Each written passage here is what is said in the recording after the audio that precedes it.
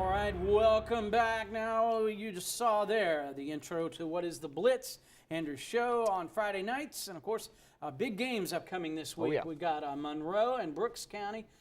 Let's talk a little bit about that game. Let's showcase that. Well, you got Monroe who's coming in. This is their first game of the season. They're going to be hyped up for that. And that's a team that a lot of coaches and a lot of other people around the area are talking a lot about. They're the team that is kind of the underdog or the surprise team, the expected surprise team. It would go a long way if they're able to travel to Quitman and actually beat a Brooks County team that ran through their scrimmage and dominated Clinch County last week with a quarterback, and they've just completely changed the system down there.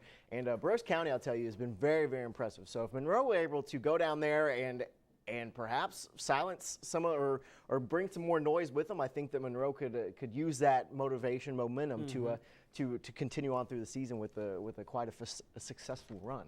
Okay, well, that looks to be a good game. Yeah. I guess we're going to showcase Yes, part of that one on Friday. That will be there Friday. There are a lot of big South Georgia games, and right now, of course, you're talking about non-region games, which to me is part of the fun because you have so many different classifications matching up. Worth County and Cook, that's another great one. Thomasville and Cairo are meeting up. Oh, wow. A lot of different classifications, a lot of state or South Georgia powers that are all mixing up and matching to see what their team stacks up as, and it doesn't really matter about classification. So it's a really fun week to be paying attention to South Georgia football. All right, what's one of the games that really jumps out at you? I mean, we just talked about a couple of them, but what's one that really jumps out at you, and what do you think? I think the easiest one to pick up is Colquitt County versus Thomas County Central. When you're looking at Colquitt County, who surprisingly lost last week in the Georgia Dome, I saw that. 16-14 on a final second field goal.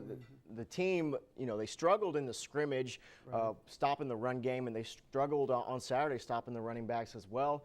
And we're let North Gwinnett really just march down the field to win that game. And so Colquitt County, I think, is the one team that needs the biggest bounce back. And Rush Probst, he's going to schedule the toughest teams he possibly can, and this goes right along with it to get kind them of a heartbreaker, 16-14. I mean, it wasn't like they really got knocked out of the house or anything like that. But they had their opportunities, and I think that's what frustrates most of Colquitt County fans. I think that's what frustrates the team because they had opportunities to win that game, and the offense and neither side of the ball really clicked. So yes, it was the first game of the year, and you're going up to the Georgia Dome. You're playing in a different situation. I think that you'll see a lot different team this week, staying in South Georgia, not having to travel as far, not with all the hype of a Georgia Dome game. But I still think that you need to watch and see if they made enough improvement because that's a team that was expected to win a state, and right now they don't look like it. All right. Well, with that said, we're going to talk, coming back, we're going to talk about Albany State and the SEC as we get things kicked off for college football starting Thursday night. So I will talk about that and more coming up in sports. But first, Kelly's got a preview of the